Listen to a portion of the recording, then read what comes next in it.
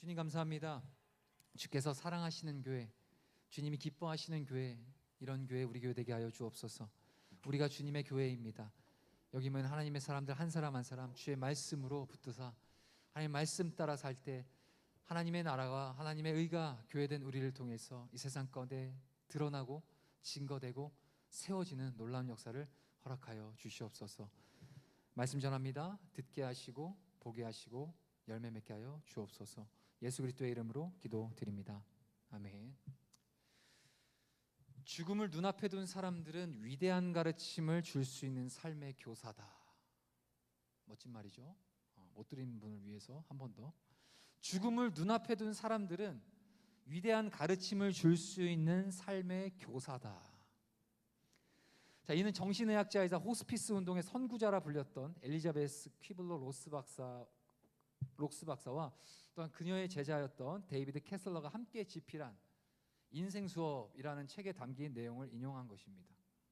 죽음을 눈앞에 둔 그 호스피스 환자들과의 인터뷰를 통해서 그들이 말하고 있는 그 인생에서 꼭 배워야 할 것들, 그것이 무엇인지 이 책에 기록해 놓았습니다. 그리고 또 한 가지 이 책에도 흥미로운 글귀가 있었는데요, 그것은 제가 읽어드릴게요. 상실과 이별은 우리 가슴의 구멍이다. 하지만 그것은 다른 사람들로부터 사랑을 이끌어내고 그들이 주는 사랑을 담아낼 수 있는 구멍이기도 하다. 어려운 얘기인가요? 예. 저도 반갑습니다. 네. 예. 상실과 이별은 우리 가슴의 구멍으로 남죠. 그런데 역으로 돌아보면 그 구멍은 우리 안에서 새로운 사랑들을 담아낼 수 있는 그 구멍이 되기도 한다는 겁니다. 제 나름대로 해석을 해봤는데요, 이는 죽음이라는 그 극단적인 상황을 맞이하게 된다면 사람은 매우 심플해진다는 겁니다. 나의 힘과 능력과 의지로는 도저히 해결할 수 없는 그러한 상황 앞에 사람이 놓였을 때 삶과 죽음에 대하여서 본질만 남게 될 거라는 말입니다. 더 쉬운 얘기를 풀어드릴까요?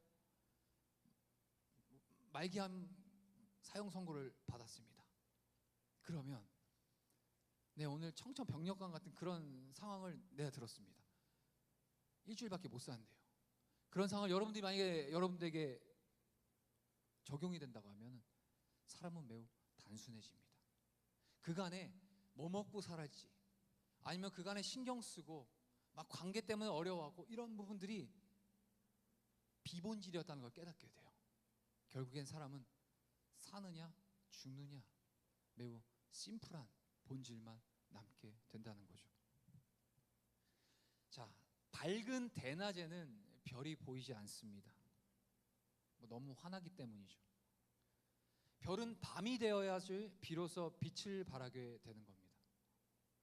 즉, 칠흑과 같은 깊은 밤일수록 별은 더 찬란하게 빛나게 되고, 그 칠흑과 같은 어둠 속에서 그 별은 보석처럼 광채를 발하게 됩니다.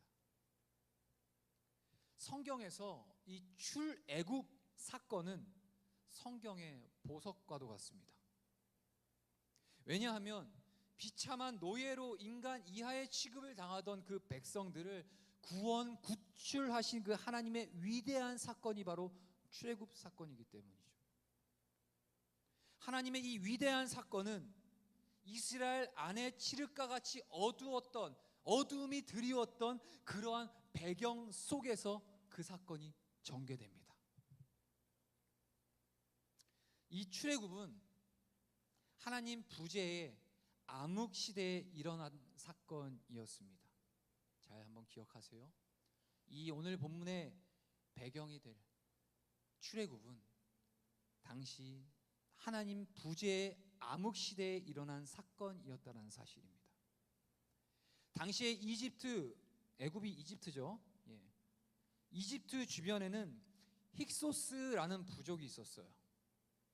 그들은 싸움을 잘했고 용맹했으며 약탈을 즐기던 사나운 족속이었습니다. 이 힉소스가 이집트에 쳐들어가게 되었고 결국 그 이집트를 점령하게 됩니다. 그리고 이집트의 권력을 이 힉소스 족속들이 장악을 하게 됩니다. 이 힉소스가 이집트를 통치하고 있었을 그때 이스라엘 민족 출신의 걸출한 인물이 그 이집트의 재상이 됩니다. 그가 바로 요셉입니다. 요셉이 이집트의 총리가 되었을 때가 바로 이 힉소스 정권 시절로 추정하고 있습니다. 그런데 시간이 흘러서 이 힉소스 정권이 붕괴됩니다. 점점 이집트인들이 그 힉소스를 몰아내고 나라를 다시 되찾게 됩니다. 그러자 이 힉소스 정권 시절 이집트 안에서 가장 비옥한 땅 고센에 자리 잡고 있던 당시에 그 이스라엘 민족이 위태로워집니다. 그동안 이스라엘은 힉소스 정권의 총리였던 그 요셉의 민족이라고 그 애굽 안에서도 특별한 대우를 받아왔었죠. 비옥한 땅 고센에 머물기도 했으니까요. 그런데 정권이 바뀌면서 이제는 오히려 그 이스라엘 백성들이 핍박을 당하게 됩니다. 힉소스 편이었던 그 이스라엘이 이제는 그 이집트의 원수가 된 겁니다. 게다가 이스라엘 민족은 하나님의 약속대로 크게 번성해서 숫자가 많아집니다. 그 이집트의 파라오는 숫자가 많아져서 강성해진 그 이스라엘이 만일 외세와 연합하게 된다면 그 이집트에게는 굉장히 큰 위협적인 존재가 될 것이다 라고 판단을 하죠. 그래서 자유민이었던 당시의 그 이스라엘을 노예로 만들어 버리게 됩니다. 결국 이스라엘은 노예로 전락하게 되죠. 그 당시의 노예는 사람이 아니었습니다. 노예는 그저 가축처럼 취급되었습니다. 이스라엘 민족은 인간 이하의 취급을 받으면서 강제 노동에 시달려야만 했습니다. 그 세월이 무려 400년. 그럼에도 불구하고 이 이스라엘 민족은 더 큰 번성을 이루게 됩니다. 원래요, 삶이 고될수록 인구는 많아집니다. 왜냐하면 넓게 잘 이유가 없거든요. 좁은 데서 같이 자거든요. 아무튼 자, 만일 우리가 4시간 동안 강제 노동을 하게 되는 상황이 벌어진다면은 아마 우리는 굉장히 고통스러울 겁니다. 그런데 4시간이 아니라 만일 4일 동안을 우리가 강제 노동을 당하게 된다면은 고통을 넘어서 아주 난리가 날 겁니다. 그죠? 근데 4시간만 해도 괴로운 이 노예 생활과 강제 노동을 이 이스라엘 민족은 무려 400년 동안이나 한 거죠.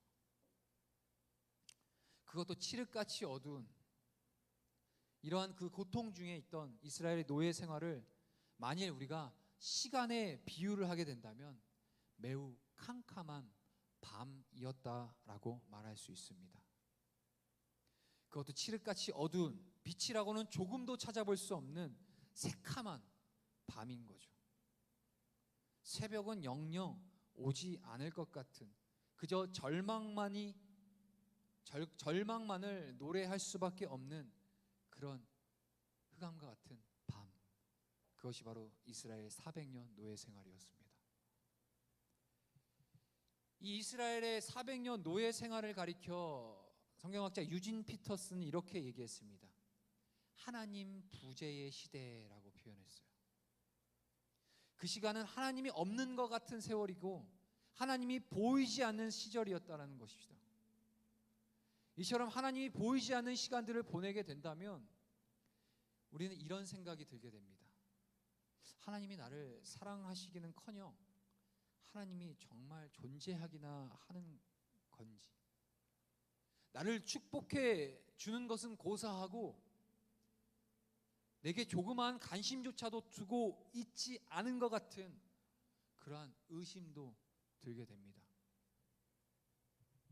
시편에는 이와 같은 하나님 부재의 시간에 대해서 탄식하며 노래들이 많이 담겨 있습니다. 대표적으로 시편 13편 1절에서 2절까지 말씀인데요. 여러분들 이해를 돕기 위해 세 번역으로 한번 준비해 봤습니다. 우리 한번 읽어볼까요? 시작. 주님, 언제까지 나를 잊으시렵니까? 영원히 잊으시렵니까?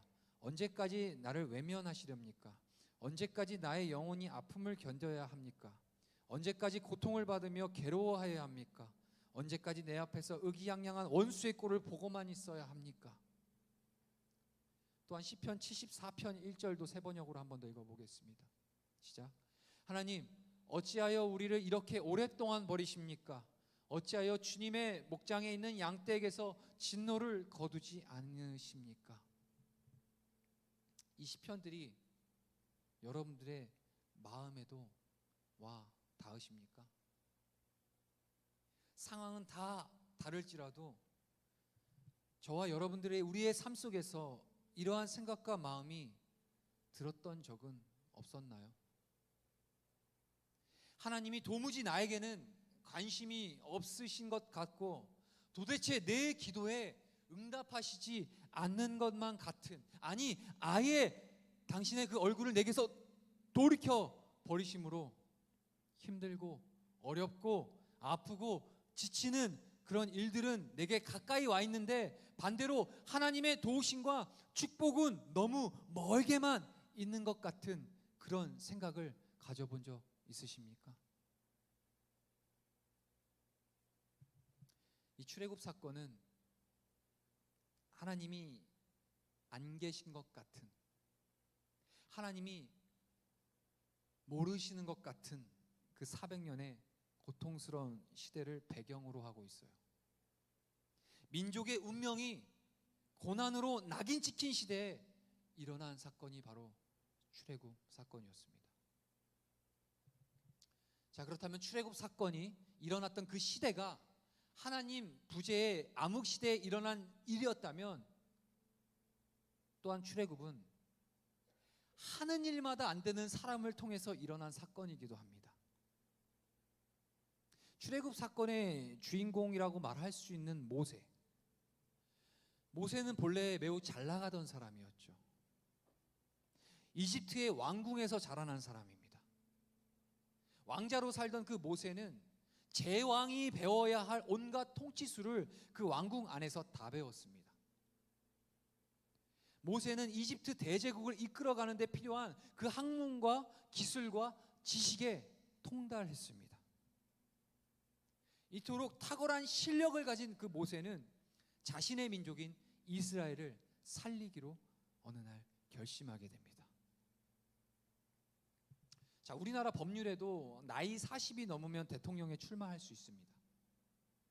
이 모세가 나이 40이 되어서 그의 마음 가운데 자신의 민족, 그 히브리 민족, 이스라엘 민족, 자신의 그 민족 구원의 포부를 안고 대권에 도전을 하게 되는 겁니다. 자신의 실력으로 민족을 구원해보고자 했던 그 모세는 이스라엘 민족을 괴롭히고 착취하던 그 이집트의 관리를 때려 죽이게 됩니다. 이는 일종의 무장 독립 투쟁을 시도한 것과 다름없는 것이죠. 그런데 앞불사 이 사건이 모세에게 재앙이 되어 돌아옵니다. 이집트가 모세의 반역을 눈치챘고요, 그를 죽이려고 하는 것입니다. 이스라엘은 자신들을 위해 열혈무장 투쟁을 시도한 그 모세를 도리어 보호해줘야 할매도 마땅하고 도리어 그를 적대시하고 그에게서 등을 돌립니다. 출애굽기 2장 14절 상반절 말씀 한번 띄워주세요. 우리 한번 읽어볼까요? 시작. 그가 이르되 누가 너를 우리를 다스리는 자와 재판관으로 삼았느냐? 내가 애굽 사람을 죽인 것처럼 나도 죽이려느냐?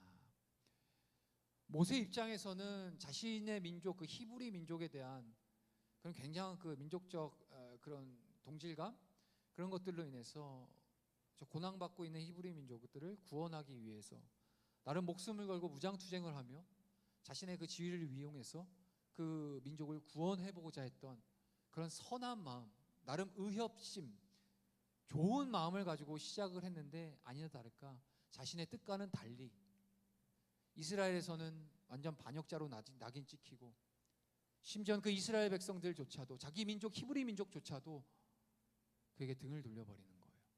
네가 뭔데 이제 와서 지금까지 우리 이렇게 고난당하고 있는 거 모른 척하다가 등을 돌려버리죠. 이스라엘은 모세를 향해 누가 너를 우리 임금으로 세웠냐, 네가 뭔데 우리의 지도자가 되려고 하느냐 라고 하면서 그를 외면한 겁니다. 결국 모세는 이집트로부터 그리고 이스라엘로부터 동시에 버림받게 된 겁니다. 이 이집트에서는 살인자와 반역자가 되어 지명수배를 당해버렸고, 또한 자기 민족 이스라엘로부터는 배척을 받게 된 것이죠. 자신과의 의지와는 다른 현실. 모세는 할 수 없이 목숨이라도 부지하기 위해서 도망을 치게 되는데, 하필 또 그가 도망친 곳이 또 어디입니까? 광야였습니다. 새로운 곳에 가서 다시 새 출발할 수 있을 만한 기회가 있는 그러한 문명이 발전한 도시가 아니라 사람마저 살지 않는 곳, 독사와 정갈만이 우글거리는 곳, 그 광야로 도망치게 된 겁니다. 그렇게 인생의 칠흑같이 어두운 밤을 걷게 된 것 같은 그 광야, 그곳에서 모세는 양을 치는 유목민 가족을 만나게 됩니다. 당시의 유목민 문화는 신랑이 결혼을 하기 위해서는 지창금이 있어야 했습니다. 오늘날도 결혼하려고 하면 좀 많이 필요하다고 하죠. 당시 유목민 민족의 문화는 신랑이 신부를 얻기 위해서는 굉장히 많은 지창금이 필요했습니다. 막대한 돈을 지불해야지만 신부를 데려올 수 있었습니다. 하지만 모세는 빈털터리의 가난뱅이 망명객이었을 뿐입니다. 현실적으로는 도저히 결혼할 수 있는 그런 사람이 아니었습니다. 그런 그가 이드로라고 불리는 이름의 유목민을 만나게 되었고요. 그 이드로는 모세에게 도움을 베풀어 줍니다.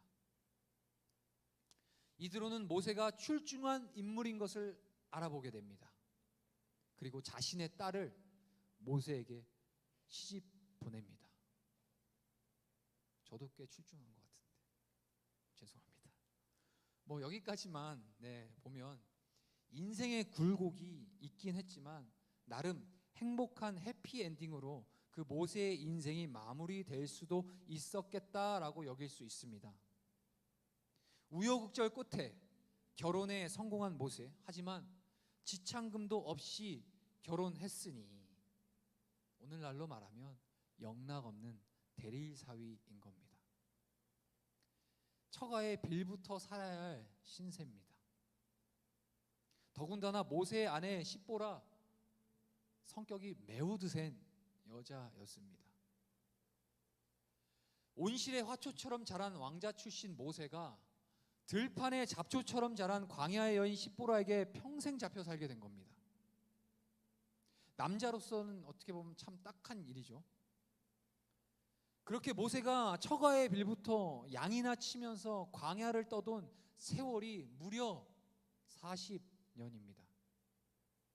최고의 명문대학을 나왔고 최고의 커리어를 자랑하던 이집트의 왕자의 인생이 형편없이 추락해버린 겁니다. 지금까지 살펴보았듯 출애굽은 되는 일이 없는 세월 중에 일어난 사건이고 되는 일이 없는 사람으로부터 일어난 사건이었습니다. 하는 일마다 고통스러웠던 400년 노예의 시대, 그리고 하는 일마다 실패해서 주눅 들고 눈치 보며 살던 모세, 그를 통해 엄청난 하나님의 구원 사건이 일어난 게 된 것이죠. 성경이 이토록 놀랍습니다. 성경은 위대한 역전의 스토리입니다. 잘 되는 세월에 잘 나가는 사람을 통해서도 불가능했던 그 사건이 안 되는 시대에 안 되는 사람을 통해서 일어난 것입니다. 어떻게 이것이 가능할 수 있었을까요? 오늘 본문 2장 23절 한번 띄워주세요. 함께 읽어보도록 하겠습니다. 시작. 여러 해 후에 애굽 왕은 죽었고 이스라엘 자손은 고된 노동으로 말미암아 탄식하며 부르짖으니 그 고된 노동으로 말미암아 부르짖는 소리가 하나님께 상달된지라. 그러한 배경과 시름과 같은 어둠 속에서 그 이스라엘 백성이 무엇을 했다 그러죠? 여호와께 부르짖었더니 그 부르짖는 소리가 하나님께 상달된지라. 할렐루야. 이스라엘 민족이 하나님께 부르짖었기 때문이에요. 아까 찬양 인도자 경철 형제가 멘트 중에 너는 내게 부르짖으라 내가 내게 응답하겠고 내게 크고 비밀한 것들을 보이리라 라고 예레미야 말씀을 인용했죠. 우리가 하나님 앞에 할 수 있는 것은 하나님 앞에 주의 이름을 부르며 부르짖는 것입니다. 기도 때문인 것입니다. 이스라엘의 부르짖음을 들으신 주님이 그 기도에 응답하신 겁니다. 기도는 하나님 나라 백성에게 주신 특권입니다. 관계를 얘기하는 거예요. 그러나 여전히 우리 안에 남아있는 죄의 본성은 하나님을 찾기보단 나의 능력과 나의 경험과 나의 나됨을 의지하는 일에 더 익숙해합니다. 하나님이 이스라엘을 구원하실 때 굳이 왜 실패한 모세를 사용하셨을까요? 한번 생각해 봅시다. 굳이 왜 하나님은 이스라엘의 구원의 도구로 그 실패에서 그 40년 광야에 있다 보니까 말도 어벙벙해지고 처가살이 40년 하다 보니까 자존감도 바닥이 떨어지고 그런 세상의 관점으로 봤을 땐 실패자로 보일 수 있는 그 모세를 왜 사용하셨을까요? 그것은 자신의 힘으로 안간힘을 써봐도 인생은 마음대로 되지 않음을 철저히 느끼고 자신이 얼마나 연약한 존재임을 알고 아무것도 할 수 없는 존재임을 아는 그였기에 하나님께서 그를 부르짖게 만들고 하나님을 찾는 그를 통해 하나님이 일을 하시는 거죠. 하나님께 부르짖는 것만이 답이고 하나님께 전부를 맡겨드리는 것만이 사는 길임을 이 사건을 통해서 하나님은 우리에게 가르쳐 주시기 위함인 것입니다. 하나님 없이 살 수 있는 인간 죄송하지만 없습니다. 설령 이 땅에서 하나님 알지 못하고 우리의 기준으로 봤을 때 잘 먹고 잘 살아 보이는 것 같은 사람들이 많이 있을 수 있지만 그들이 정말 살아있는 존재라고 단언할 수 있을까요? 이 땅에서의 이 100년, 장수시대에서 120년까지도 산다고 하는데 이 땅에서 이 잠깐의 삶은 그저 그냥 그렇게 살아간다 칩시다. 하지만 영원의 하나님, 우리에게 허락하신 그 영원의 때 과연 그들이 정말 하나님이 붙잡으실 영원한 생명을 누리며 살아갈 수 있는 사람들일까요?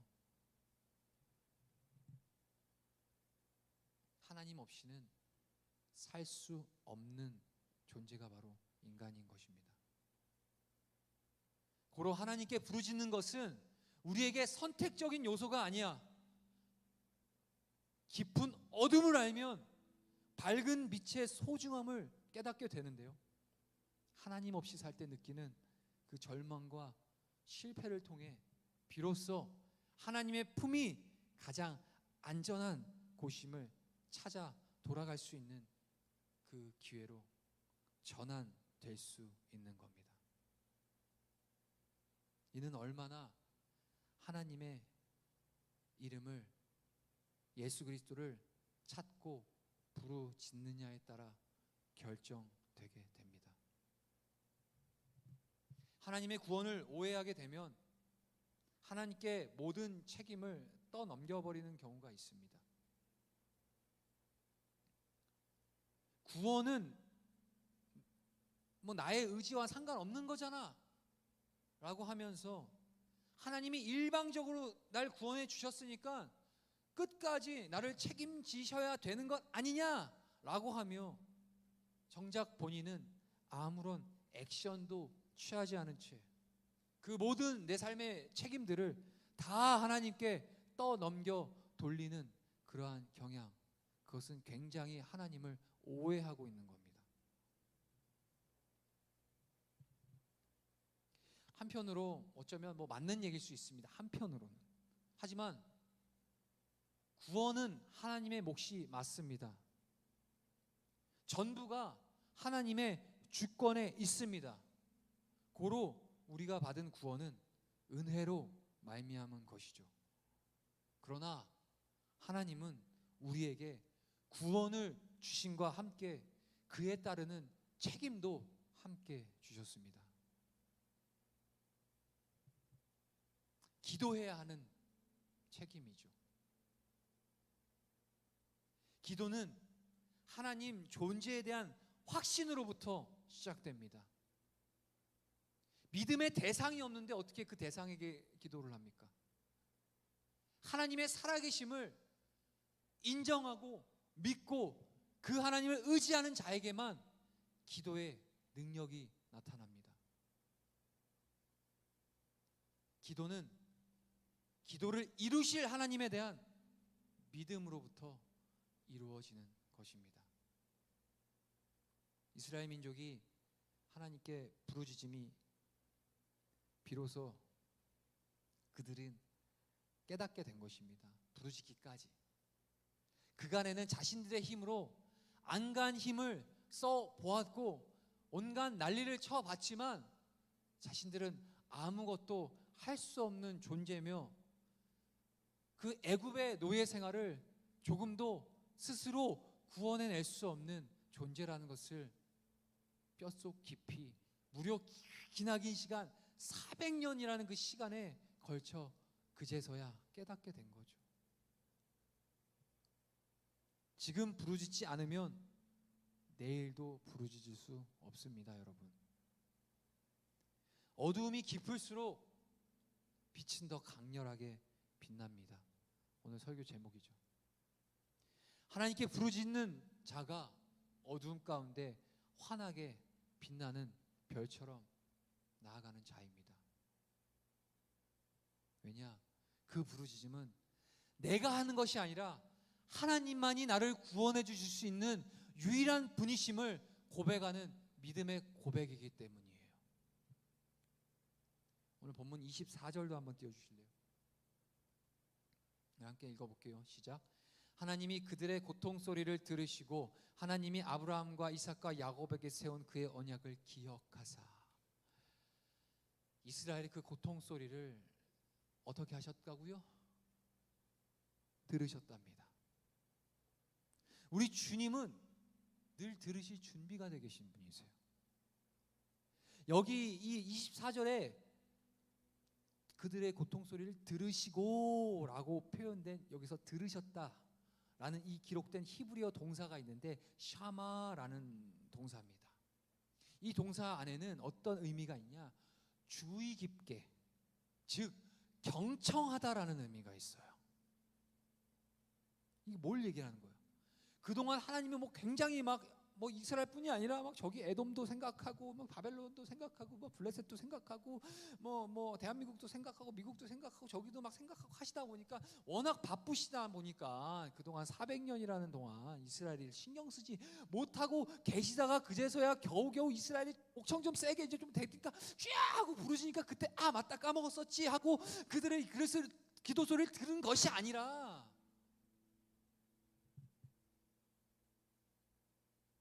하나님의 기와 그의 시선과 마음은 언제나 이스라엘에게 집중되어 계셨다는 것을 말합니다. 하나님을 진정으로 찾고 부르짖을 때를 우리 주님은 기다리고 계셨다는 거예요. 하나님의 귀는 늘 그들의 소리를 경청하고 계셨고, 하나님의 시선은 하나님의 사랑하는 백성 이스라엘 향해 고정되어 계셨다는 사실입니다. 그리고 우리는 이 오늘 본문에서 놓치지 말아야 할 매우 중요한 포인트가 하나 있습니다. 그것은 바로 언약을 기억하사라는 부분입니다. 언약을 기억하사. 아브라함과 이삭과, 우리 다시 한번 24절 한번 띄워주실래요? 우리 한 번만 더 읽어볼까요? 시작. 하나님이 그들의 고통 소리를 들으시고 하나님이 아브라함과 이삭과 야곱에게 세운 그의 언약을 기억하사. 아브라함과 이삭과 야곱에게 세운 하나님의 언약을 기억하셨다는 겁니다. 그 언약이 도대체 뭔가요? 언약, 그것은 바로 옛적에, 아주 옛날에 이스라엘의 그 선조였던 아브라함 시기로 올라가면 그 아브라함과 맺었던 그때의 언약을 우리 하나님이 계속 기억하고 계셨다는 사실이에요. 창세기 12장 2절로 3절에 그 아브라함 언약에 대해서 자세하게 나옵니다. 우리 한번 복습 차원에서 한번 읽어봅시다. 시작. 내가 너로 큰 민족을 이루고 내게 복을 주어 내 이름을 창대하게 하리니 너는 복이 될지라. 너를 축복하는 자에게는 내가 복을 내리고 너를 저주하는 자에게는 내가 저주하리니 땅의 모든 족속이 너로 말미암아 복을 얻을 것이라 하신지라. 아멘.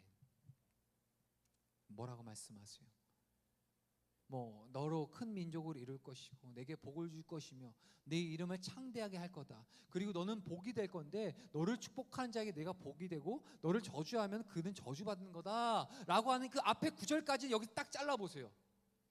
이런 존재로 하나님 만들어 주시겠는데, 약속하겠는데, 그 왜 이러한 존재, 축복의 통로가 되게끔 하신 그 이유가 뭐냐? 바로 하반절, 땅의 모든 족속이 누구로 말미암아? 너로 말미암아 복을 얻을 것이다. 하나님의 언약은요, 그냥 아브라함 너 잘 먹고 잘 살고 너를 통해서 뭐 민족을 이루고 아들 낳을 것이고 이런 개인의 차원에 있었던 것이 아니라 그 아브라함 한 사람을 부르셔서 땅의 모든 족속, 오늘날로 얘기하면 세계 열방에 그리스도를 증거하는 복음의 통로가 될 것이다 라고 약속해 주신다는 거예요. 우리가 선교하면은 굉장히 이제 신약의 사도행전 이후로부터 발생된 사건이라고 생각하는데 그렇지 않습니다. 선교는 하나님이 이 땅을 창조했었던 창조 질서 때부터 있었어요. 그리고 선교는 예전에 이제 선교주일 때도 얘기했지만 특별한 대상들, 인생을 다 결단하고 막 순종하기로 다 버려서 주여 내가 여기 쌓인 나를 보냈어, 이렇게 누구 친구 따라서 선교 컨퍼런스 한번 갔다가 꽂혀갔다가 잠결에 막 자다가 갑자기 응답하라 이렇게 콜링하면 막 갑자기 눈 뜨고 저요 이러다가 그냥 코 껴갖고 가는 그런 사람들만 가는 게 아니에요. 선교는 하나님의 백성, 하나님의 언약을 받은 언약의 백성, 특히 저와 여러분들 복음을 가진 자들, 우리들의 삶을 통해 이루어진다는 겁니다.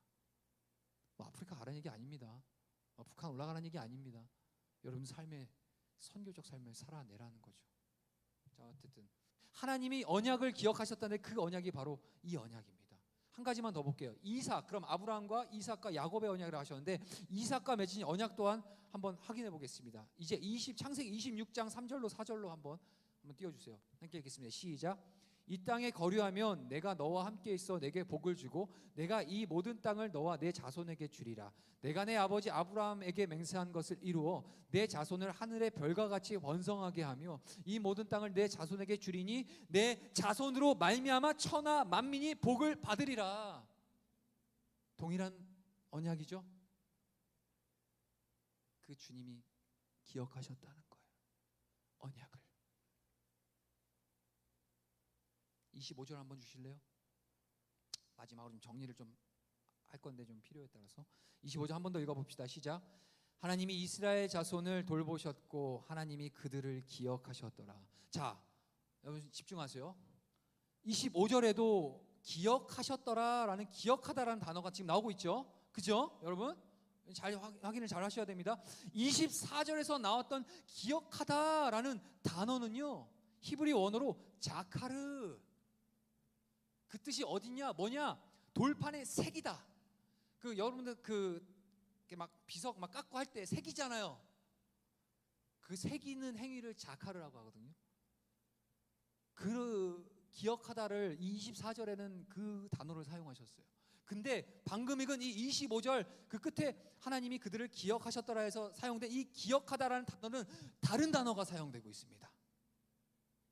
어떤 단어가 사용되냐? 야다라는 단어. 가수 야다인가요? 미안합니다. 옛날 분들은 압니다. 가수 야다라는 사람이 있었던 거. 자, 미안합니다. 딴소리를 했네요.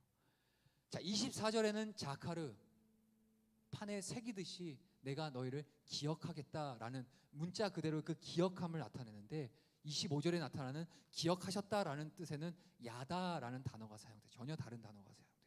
근데 이 야다의 의미가 뭐냐? 알다라는 뜻이에요. 알다. 근데 아는데 어떻게 아냐? 예전에도 한번 여러분 다시 한번 언급합니다. 이 야다의 뜻의 알다는 어떤 의미냐? 그냥 지적인 알미 아니라 부부가 언약을 통해, 부부 생활을 통해 알 수 있는 암, 이것이 바로 야다입니다.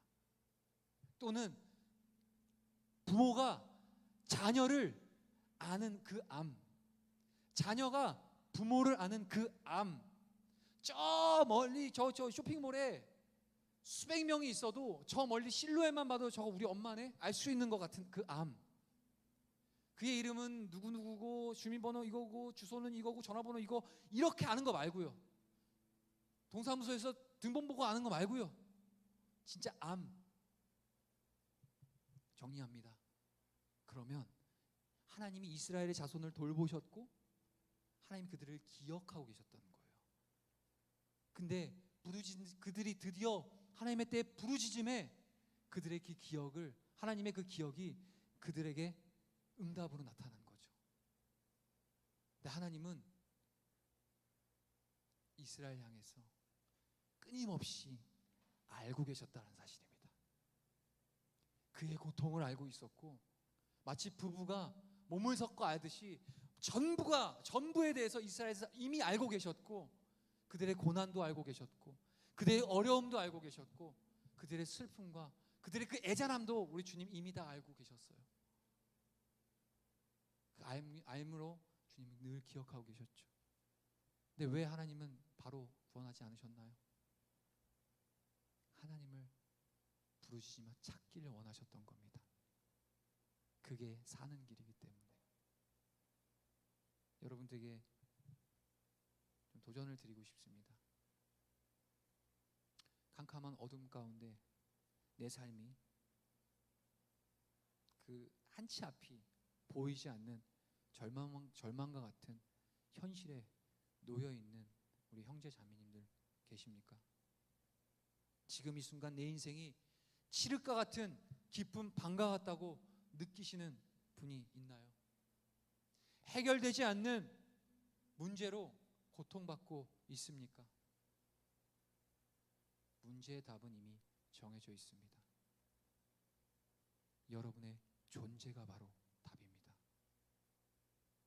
하나님이 하나밖에 없는 외아들 예수님, 빛 대신 그 예수 그리스도 우리에게 보내서 그분 믿게 하시고, 그 주님으로부터 온 그 구원을 힘입어 하나님의 백성으로, 하나님의 자녀로, 그리스도의 제자로 살아가고자 작정한 여러분들의 존재가 바로 여러분들이 갖고 있는 그 문제의 답이라는 사실입니다.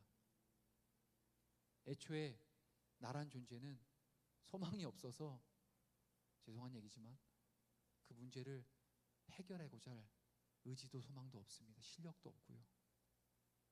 그 캄캄한 어둠을 헤쳐나와 빛으로 나아갈 실력이 없어요. 우리는. 우리 하나님 기다리시죠. 그들의 고통 소리와 신음 소리를, 부르짖는 그 소리를 들으시고,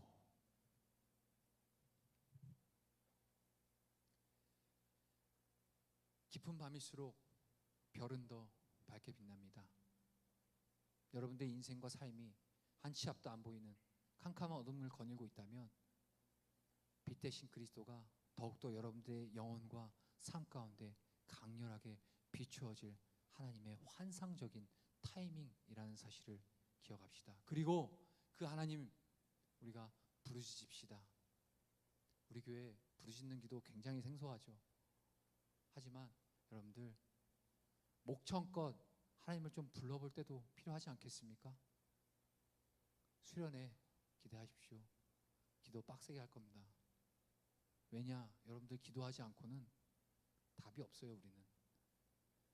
찬양팀 준비해 주십시오.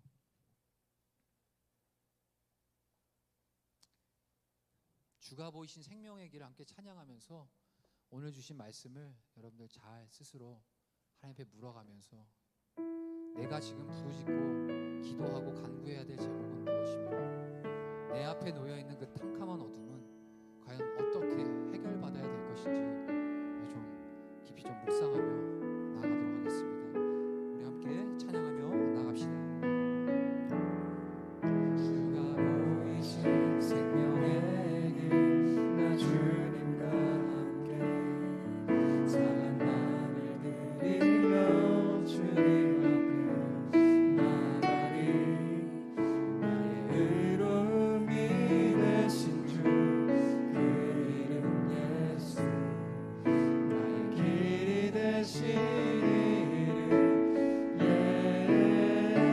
예수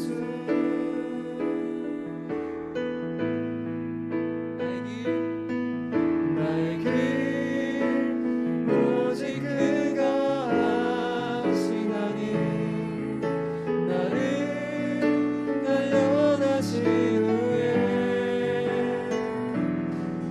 내가 정금같이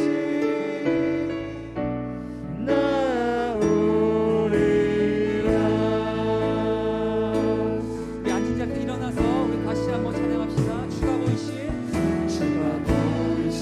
생명의 길 나 주님과 함께 상한 마음을 드리며 주님 앞에 나가리 나의 의로움이 되신 주 그 이름 예수 나의 길이 되신 예수 나의 길 오직 그가 하시나니 나를 단련하신 후에 내가 정금같이 나오리.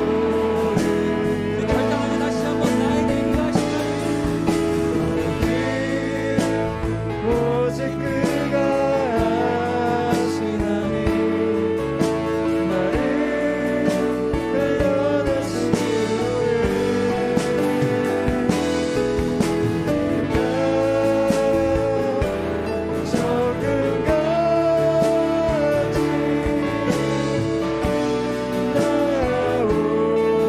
한 번만 더 고백합시다. 나의 길 오직 주님이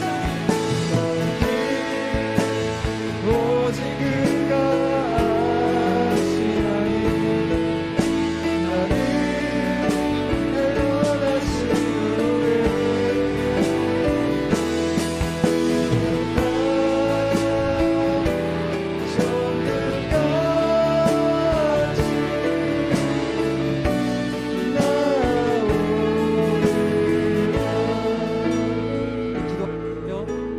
여러분들 이스라엘 사람들은요 그 이스라엘 역에 의거해서 하루를 어떻게 셈을 하냐면요 밤에서부터 하루를 카운트합니다. 우리는 아침부터 저녁까지를 하루로 계산하잖아요. 근데 이스라엘 사람들은 그렇지 않아요. 그 하루의 시작을 밤에서 시작합니다. 왜냐고요? 원래 밤에서부터 출발해서 빛 대신 하나님을 만나고 그 구원으로 나아가는 그것이 바로 진정한 구원의 삶이기 때문입니다. 우리에게 지금 흑암과 같은 칠흑과 같은 어두움 가운데 여러분들 영혼이 갈급하거나 아니면 우리 삶의 문제들로 인해서 한 치 앞도 보이지 않는 어려움 가운데 놓여 있는 분들 계십니까? 답은 우리에게 있어요. 우리 존재가 답입니다. 우리 존재가 어떤 존재죠? 하나님이 하나밖에 없는 외아들 죽이시고 그 아들 생명값으로 살리신 바로 우리가 하나님 내버려 두지 않으신다는 겁니다. 끊임없이 기억하고 계시고 그 마음 가운데 우리의 이름 한 사람 한 사람을 새겨놓고 계시고요. 또 그 하나님을 찾기를 원하신다는 겁니다. 그런 우리 주님 앞에 오늘 좀 부르짖읍시다. 하나님 도와주십시오. 살려주시고 우리를 붙잡아 주십시오. 우리는 우리 스스로 할 수 있는 실력 없습니다. 하나님이 아니면 우리는 아무것도 할 수 없는 존재임을 먼저 우리의 자신의 연약함을 주님 앞에 내어드리면서 오늘 주신 말씀을 묵상하며 우리 주여 한번 간절히 부르짖고 기도합시다. 주여